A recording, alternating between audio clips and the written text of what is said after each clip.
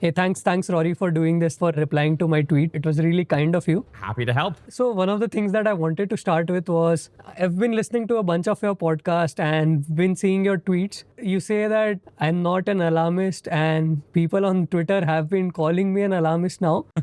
And one of the things is that people have started to say that if you are being an alarmist, it is a sign we should pay attention to it. Why is this a big deal? What is happening right now? Yeah, so I think by this stage, I think everyone has heard some of the contours of what is happening in the Iran war and the stoppage of traffic through the Strait of Hormuz.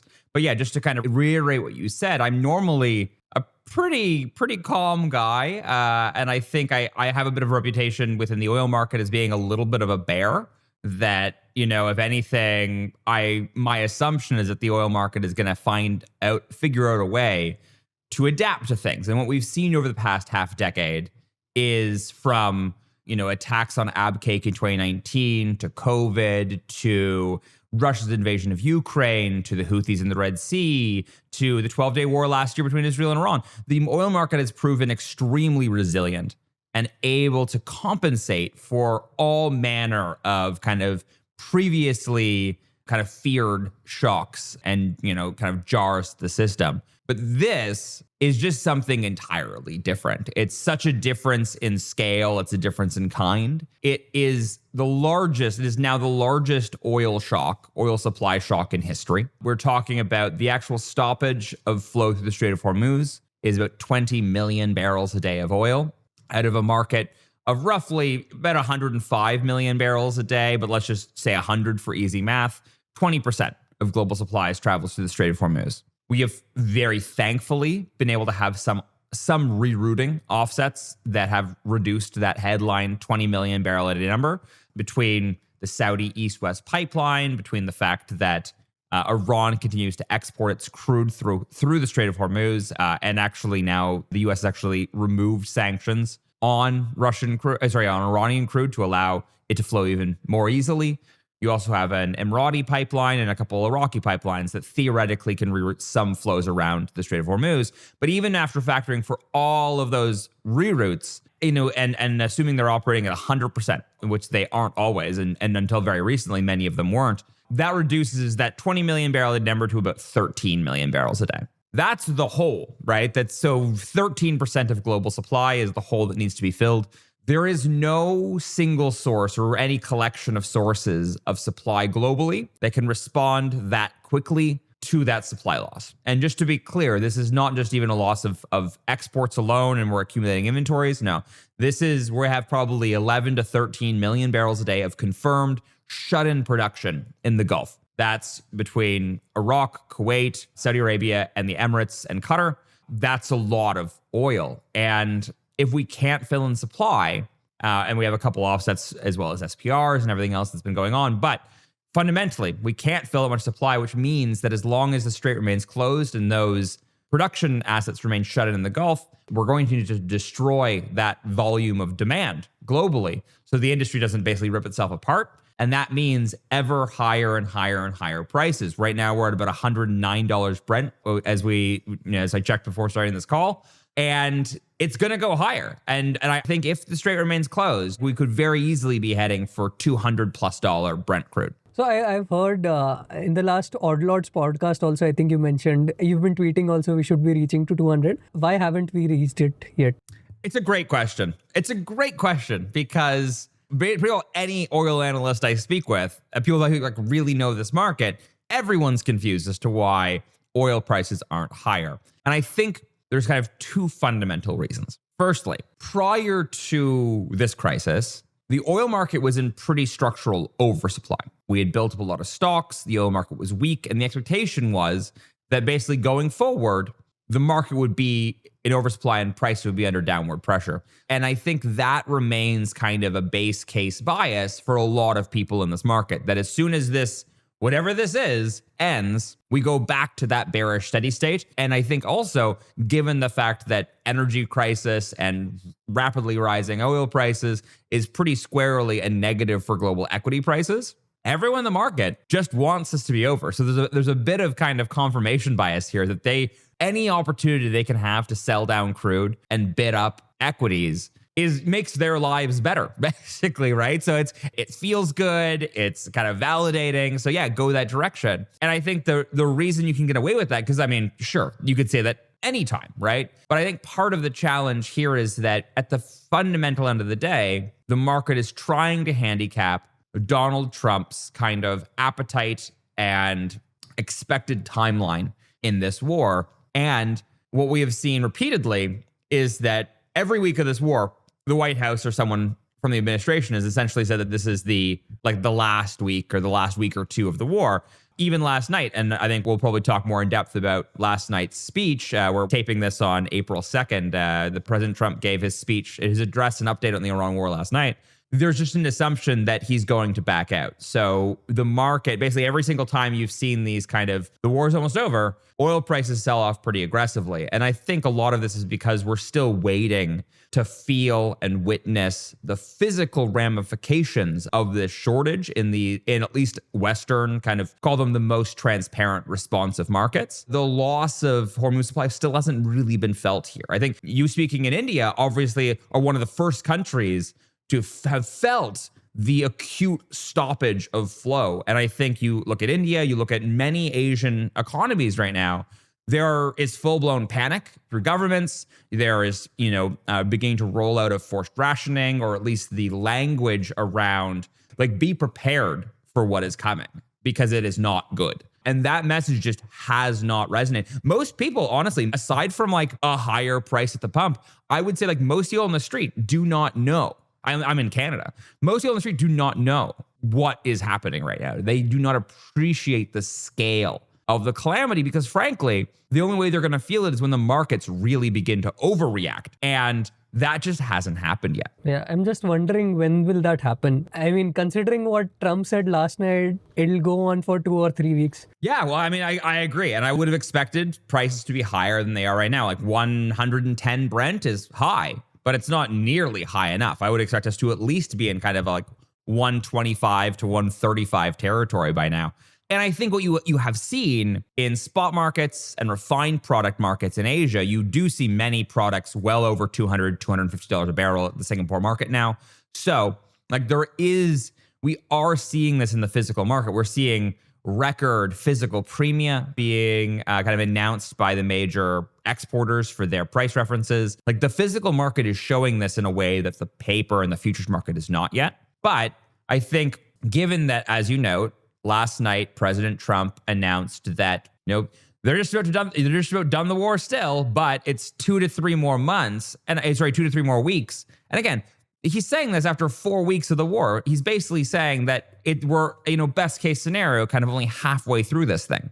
And again, I think 2 to 3 weeks is optimistic now, given that we've seen them manage timelines repeatedly over the past month. So what does that mean? What does it mean to kind of be guaranteed another month of Hormuz closure? We've already hemorrhaged over 200 million barrels of oil from the global system. These are barrels that are just fundamentally that were not produced. This is not floating storage. This is not an inventory in Saudi Arabia and the Emirates. This is barrels that were shut in, that were not produced, that even if this war ended today and the Strait of Hormuz reopened today and every producing asset restarted 100% today, we'd still be down almost 250 million barrels of oil that is going to fall out of global inventory. So again, going back to that, we were entering this in a surplus with rising inventories and a bearish kind of downward price pressure outlook. Even if that resumed exactly as it was in February, we would be rewinding the vast majority of the surplus that had been built up over the past year. So we're basically starting back at square one. And I think, and if this goes on for another full month, I think it seems like now April, we have Hormuz closed for all of April, which is a second full month of this is just wild. And that the amount of lost production in April alone will be in the ballpark of 400 million barrels. That is the entire size of the IEA, the International Energy Agency's coordinated record-setting, largest in history, strategic petroleum release, which was 400 million barrels. And that is going to happen over months. It's not going to match the same pace of this loss, but that's just what's going to happen in this month alone. So just in terms of the scale, even, we're not going to get the stuff restarted immediately. So if you start the timer at the end of April, then you're not getting back up to full production until end of summer, right through summer driving season in North America, when you see oil demand spike globally, air travel typically spikes. All of these fuels are going to be in extraordinarily short supply, and the prices are just going to be astronomical because otherwise you will just have shortages. Like the prices have to continue rising in order to shed demand. And one thing I keep stressing is in advanced markets, this is going to feel in North America, in Europe, in the wealthiest parts of Asia, this is going to feel like a very painful price spike, a tax, it'll eat away at your disposable income, it'll tighten your household budget. But in many of the poorer areas of the world in the global south, you will not, these countries will not be able to afford import balancing cargoes, which will mean it will manifest as physical shortages, which for many areas of the world is a life or death proposition. One area that everyone's watching very closely right now is the Indian LPG market. Given that, this is a core structural cooking fuel for tens, hundreds of millions of people. Without those fuels, households will be pushed to dirtier biomass kind of combustion or just not have cooking fuel. And this is the type of thing that we could talk about this from a market perspective, but it's going to have catastrophic human consequences if this persists, which is why I have repeatedly thought no one would allow this to persist as long as it has, and I've been wrong. I've been optimistic of human nature here, and I've just been wrong at kind of the ability of people to actually just tangibly wrap their heads around how bad this could get if this persists. A bunch of things you said, I had a bunch of questions related to this, specifically about the IEA SPR release. You made a tweet by morning time that there was basically 400 mil of shortage, and then basically the whole of shutdown is basically equivalent to IEA's SPR releases. So I wanted to take a step back a bit so that our viewers have a rough blueprint of sorts as to how oil markets as a whole work. If you could give that picture, and then I'll go forward asking more questions. Sorry, say that one more time. How does the oil market system work in 30 seconds or so? How does oil work in 30 seconds? Okay, let's try. So the oil market is the world's largest stock and flow model. At any given point, you're producing roughly 105 million barrels a day and consuming roughly 105 million barrels a day.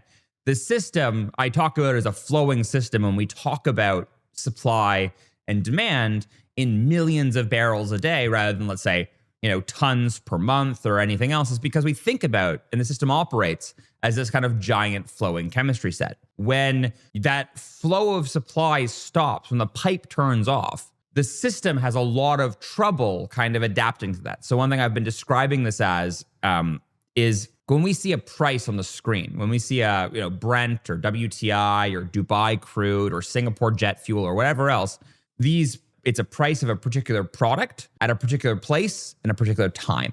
And all three of those pieces are really, really important. And all three of those aspects, the relative value of them changes dramatically over time.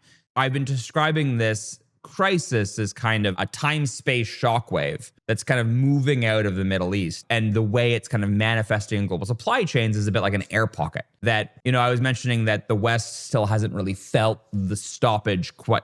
I wanted to probe you here. Can you explain what do you mean by air pocket here in a little more detail? Yeah. So, 5 weeks ago, we still had ships leaving the Gulf laden with crude and petroleum products. Those tankers take 3 to 6 weeks to get to where they're going, depending on which area of the world they're going to. So when those tankers that left 5 weeks ago, some of them still haven't landed to where they're going. Those locations haven't felt the loss of Hormuz supply quite yet. Eventually, that final ship, that final tanker will arrive, and nothing will be behind it but air. That's kind of this air pocket that I'm thinking about. And when we're talking about where that happens first, it happened first in East Africa. It happened next in India, and then East Asia, Europe. East Asia is really happening this week, and that's the biggest kind of final bucket of this. And then Europe is next week likely, and then North America the week after that. After that point, there will basically be no pre-war flow of oil still on water. And that, I think, is when we're going to really start feeling that kind of heavy sucking sound, if you will, of kind of global demand trying to make up that lost supply. One thing we're likely going to see more of, and we haven't seen as much of it yet as I would have expected, is more Asian buying of basically every crude barrel and product barrel in the world. So this is why, I mean, in North America, people will say like, this doesn't affect us. We don't get as much oil. I mean, you heard this from President Trump last night. We don't get as much oil from the Strait of Hormuz or the Middle East as we did historically. We're energy independent, or whatever that means.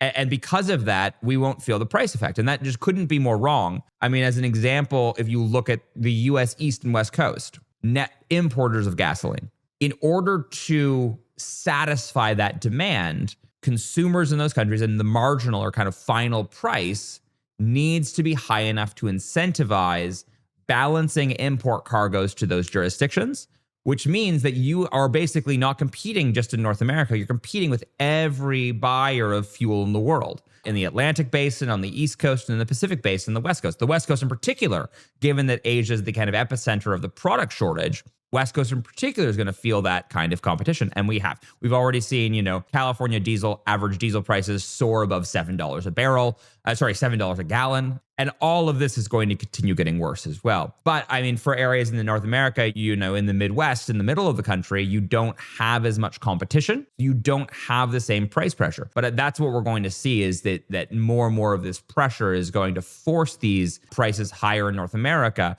And if they don't go higher, then we will face the shortages here. Like, for instance, if you saw a repeat of President Nixon's energy or, pump price caps of the 1970s, that's how you would get, physical shortages here. But I don't think you'd see them here unless you begun kind of mucking with the trade file. You mentioned the 1970s bit. That was one of my questions. I was born in 2002. I have zero context of what happened even in 2000s. So if you could go back in time a little bit and just paint me a picture as to what happened in 1970s, how is it different than today? Plus, what happened in the Russia-Ukraine war crisis as well, and how is it different today? Yeah, so you're making me feel old now, but so I'll forgive you for that. But anyways, the 1970s obviously is like when we talk about the energy crises, we talk about an energy crisis reference, we're typically talking about the 70s. So in 1973, you had the Arab OPEC oil embargo, which was essentially when, in retaliation for assisting Israel, the Arab Gulf states basically announced an embargo or kind of a blockage of exports of crude oil to the West, largely, United States, Great Britain, et cetera. And that was basically the first major oil shock. Then, in sum, we lost some production, but the biggest effect was actually a rerouting of those barrels away from the United States. And a lot of the biggest pain was actually caused by the policy response of President Nixon at the time to, cap prices, which caused shortages, which caused all the gas lines. That's what people really remember, right? They remember the oil prices, but they really remember the gas lines. And this triggered the, recession through the 70s, the high inflation. All of this kind of, marred our memory, our collective memory of the 1970s. And in the later 70s, the reason the 70s was particularly remembered is you had a double whammy, because you also had the Iranian Revolution in 1979, which also kind of ended up taking a bunch of barrels off the market, at least temporarily. That, I think, is the reason that people remember that so acutely, was it came with all that inflation. It came with those, basically a decade of deeply, deeply weak growth. And I think that's a lot of people's main reference for what this will look like as well. And I think the difference is that the scale of the supply loss is actually larger. The upside is that oil as a relative proportion of our economies is less important now than it was in the 1970s. That the oil intensity of global economies, and particularly of the Western economies, is far, far less today than it was in the 1970s. And I think that in large part due to many of the oil price spike related issues that came out of the 1970s. You had the efficiency drives, you had CAFE standards announced, you had all manner of kind of effort to reduce energy intensity. And very frankly, I think that this will likely be a similar experience for Asia. Back in the 70s, Asia was nowhere near as important to the global oil demand as it is today. Now it's by far the largest source of demand overall, and by far the largest source of incremental demand growth. That was not the case in the 1970s. And given that Asia didn't feel the 1970s in the same way, when oil was essential to the economies, Now I think it's going to be one of those things where people have like, in the near term, I think this is obviously positive for oil prices, obviously bullish for the oil market.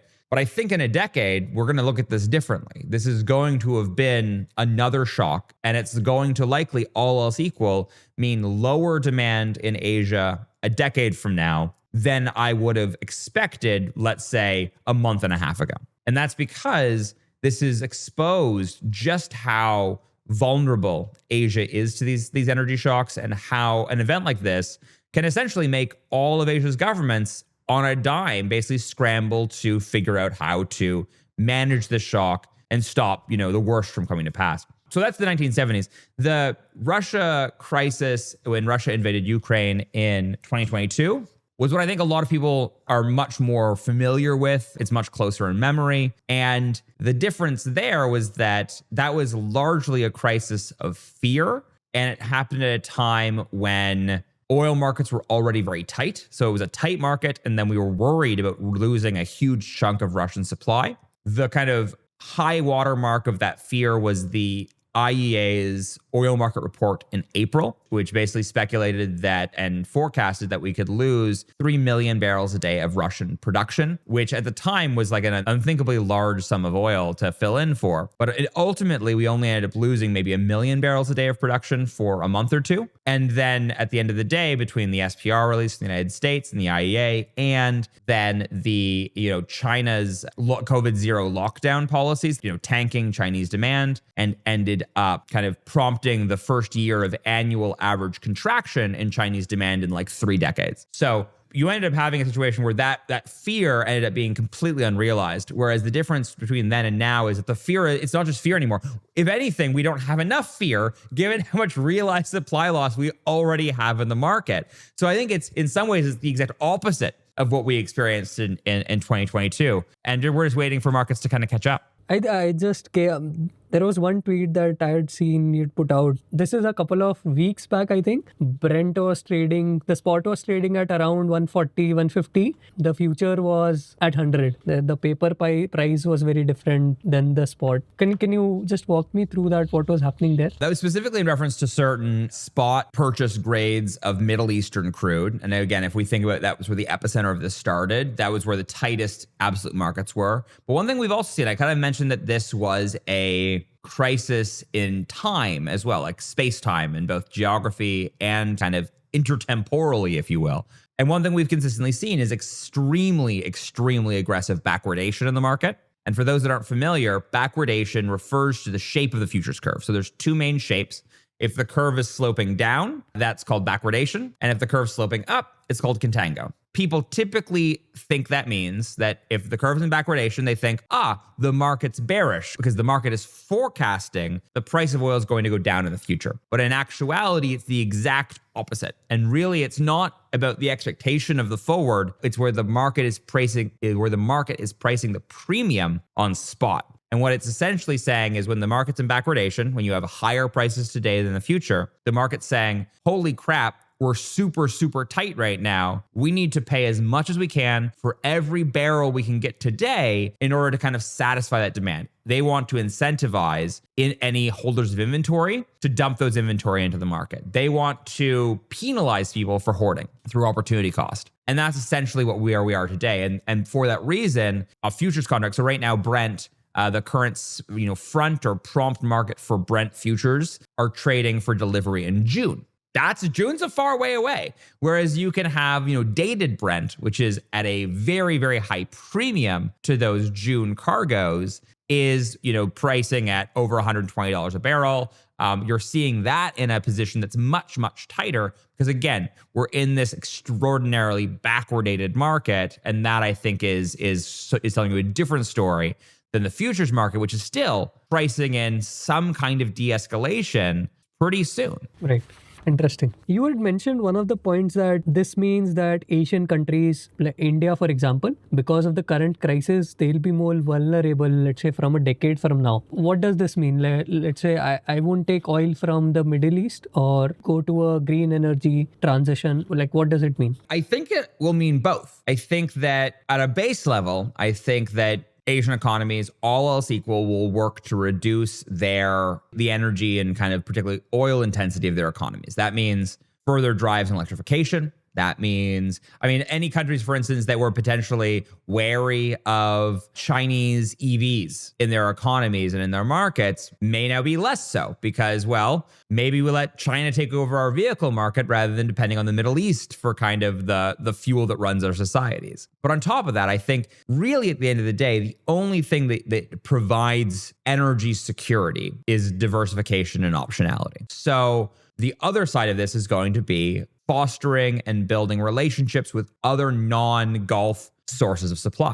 I mentioned earlier, so I'm sitting here in Toronto. A couple of weeks ago, actually I'm losing track of time. A couple of months ago, there was India Energy Week, and our Minister of Energy and Natural Resources, Tim Hodgson, was there talking about kind of bolstering and building out further Canadian energy exports and Canadian oil and gas exports to India. And that was often, it was talked about as diversification source of supply, diversifying potentially away from Russia. But now I think the same argument applies equally to the Middle East. So, Canada is always trying to export more oil at the West Coast. I think that is an example where potentially Indian companies or the Indian government could try and partner and kind of bolster the commercial prospects of those projects in order to provide more supply for moments like this. So I think to your question, is it going to be more renewables, like more energy transition, or is it going to be more differences in supply? I think the answer is going to be both. Right now, let's say Trump allowed the Iranian oil to go out. It is letting pass through a bunch of ships. Chinese ship, I think, just passed through. Who are all the winners, losers in all of this war, essentially? Yeah, so I would say despite the fact that some various countries' shipments are starting to get through in a trickle, I would say pretty well every importing nation in Asia has been the kind of primary and immediate losers of this war and of this crisis and of the Hormuz stoppage, alongside, of course, the Gulf exporters themselves, who have basically seen their oil production evaporate, their state and kind of economic revenues obliterated. So actually, I guess, technically, probably the single largest losers are some of those Gulf countries that have just seen their economies basically implode. Next biggest losers would be the Asian importers that are going to feel the brunt of this supply shock. Then, Europe is also going to be generally a loser here. I would say the single largest winner is Moscow. What we've seen historically here that, over the past 9 months prior to the war, the Trump administration, to their credit, had actually done a very good job at tightening the strictures around Russian oil industry. And you've seen, for instance, India had, between the sanctions imposed on Russia by the US Treasury on Rosneft and Lukoil in October of last year, and then the imposition of a punitive tariff on India for imports of Russian oil by the Trump administration, that successfully reduced Indian imports of Russian oil from over 2 million barrels a day in early October to more like 1 million barrels a day earlier this year. That, I think, was obviously very successful in kind of tightening that noose around Russia. You saw kind of a wider discounts for Russian oil. They were selling less oil and they were getting less money per barrel. And you saw an increase of Russian oil and water, which kind of illustrative of those difficulties marketing and selling those barrels and clearing them. But what this has done is very, very quickly, you basically saw Indian refineries jump back into the pool to buy Russian crude. And if that wasn't enough, then you saw the US Treasury actually explicitly remove sanctions on Russian floating storage, specifically meant to kind of facilitate the kind of Asian draw of Russian oil again. So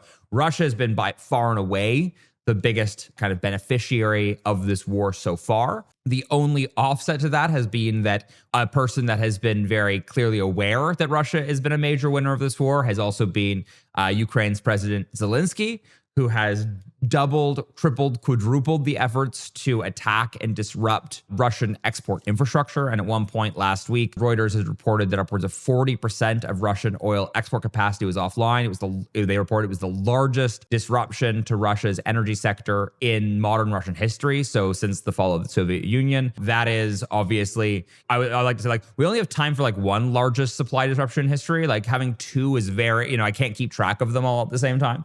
But so I think there's that aspect that Ukraine appreciate how much Russia stands to benefit from this, introduces this additional kind of satellite, kind of pro-cyclical layer to this crisis that the higher oil prices go, the more Ukraine is going to have an incentive to bomb Russian ports, pipelines, and export facilities, which is going to then push prices higher, which is going to, and we end up in this kind of upward spiral. That's the kind of primary winner that I've been focusing on. But the other thing I will say is, again, North America is the most secure in this moment. And I think that between the US shale revolution and the massive build out of Canadian oil and gas production, particularly in Western Canada and the oil sands, North America has a unique degree of supply security and barrels that can't readily be incentivized away. So as an example, I was mentioning earlier, Canada can only shift, max about 100,000 barrels a day of additional flow at the Trans Mountain pipeline at the West Coast out of more than 5 million barrels a day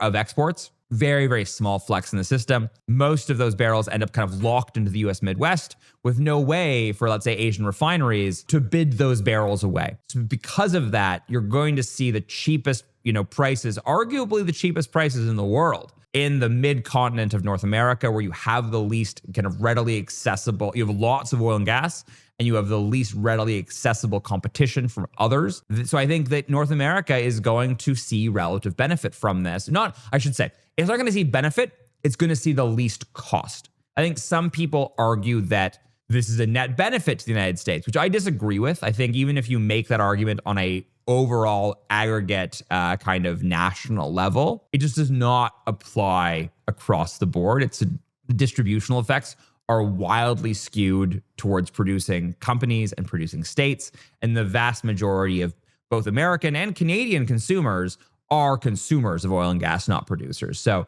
and not to mention, North America exists in a global economy. And if the rest of the global economy is going through a steep recession, if not a depression in various parts of the economy, then yeah, North America is going to feel that as well. It just has to.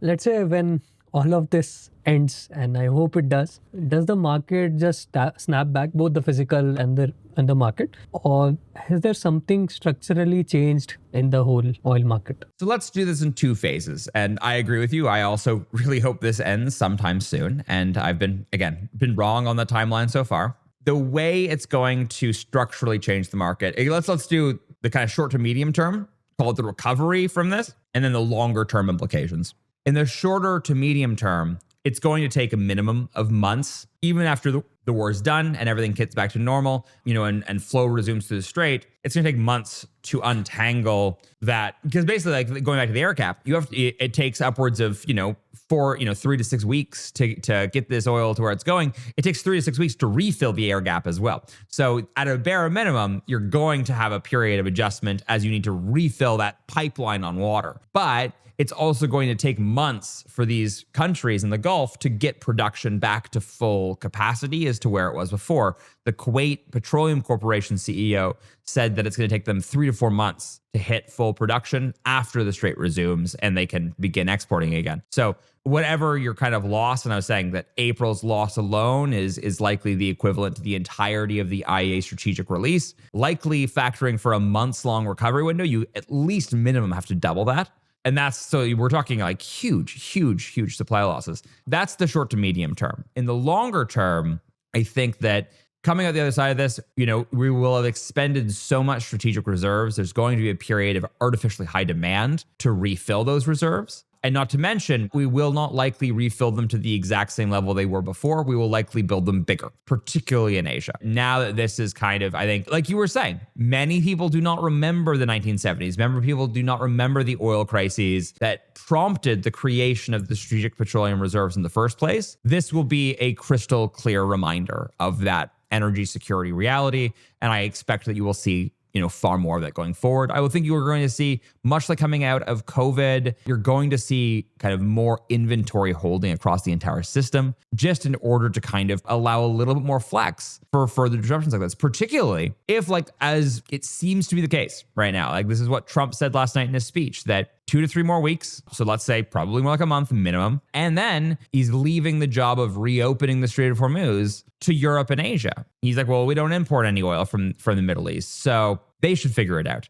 So at a bare minimum, what is that going to look like? No one knows what that's going to look like. That it effectively cedes de facto near-term control of the Strait of Hormuz to Tehran, which again, from a view of if, this makes this may just be the first closure of the Strait of Hormuz we have to deal with. There may be subsequent closures if this persists and if there can't be a reasonable diplomatic agreement kind of landed on, and we end up in an unsustainable situation. So at a bare minimum, even if things were fine on the other side, people were going to overbuild inventories to kind of prepare themselves for future disruptions.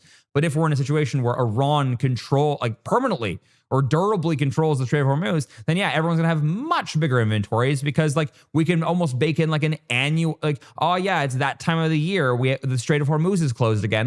This is an insane reality to kind of bake into the system on an ongoing basis. There was one question that I missed asking. OPEC was formed roughly 55 years back. How has its power changed over the years? I mean, it doesn't feel like they could control what's happening today. Yeah, well, there's, this is a particularly special and troubling shock for OPEC because it kind of short circuits OPEC's main way of interacting with the market, which is through production. The vast majority of countries that would have increased, basically all the countries that would have increased production to offset this shock are on the wrong side of the Strait of Hormuz. So Iran kind of short circuits the entire idea of OPEC. I think before going into this crisis, if anything, OPEC was already on its back foot, but from a different problem, from too much oversupply, that they couldn't maintain higher prices because there was too much growth in supply from non-OPEC countries. Now, what could this look like for OPEC on the other side? Well, it's not good for OPEC on the other side because, again, everyone's going to want to diversify supply away from the Middle East. If we go back to the 1970s, what happened coming out of the 1970s? High prices, reduced demand, bad for OPEC, and increased non-OPEC supply. At the time, the North Sea was essentially the shale of the oil industry. It was brand new. Everyone was excited about it. It grew like gangbusters to one point, and then Saudi kept cutting back production until I think it was one point in the summer of 1985, when the Saudi king basically exclaimed that the Saudi Arabia was producing less oil than the British portion of the North Sea alone. And he's like, this is crazy, ramp production, open the floodgates. And then we ended up with basically the lost half decade between the mid 80s and then the Gulf War of kind of this long period of extremely low oil prices. And I think that now the main areas that we would expect to offset through more production because of higher prices, we're looking at the United States, Canada, Guyana, Brazil, and Argentina. All in the Americas, all were already seeing the strongest non-OPEC growth. And in some years, we're growing more than OPEC. And I think that will supercharge this. So we haven't seen that take hold yet because, again, we're only on the first month of this. But as this goes on and on and on, you're going to see the same phenomenon occur, which is slower demand growth and much faster supply growth, which is already something that we were having too much of before. It's just now we're in this interregnum where you have way too little supply because of Hormuz being closed. But presumably Hormuz doesn't stay closed forever. I hope anyways. Yeah, we all hope. We're reaching the cutoff time. So just one last question. Let's say if I want to understand oil going forward, what are some of the 2-3 things that I should regularly check, something that I should keep my eye on? Well, just a shameless plug at the gate here. You should all subscribe to Commodity Context at commoditycontext.com and follow me on Twitter or Blue Sky or wherever you can follow me. On Twitter, I'm Rory_Johnston. So I tweet way too much about this.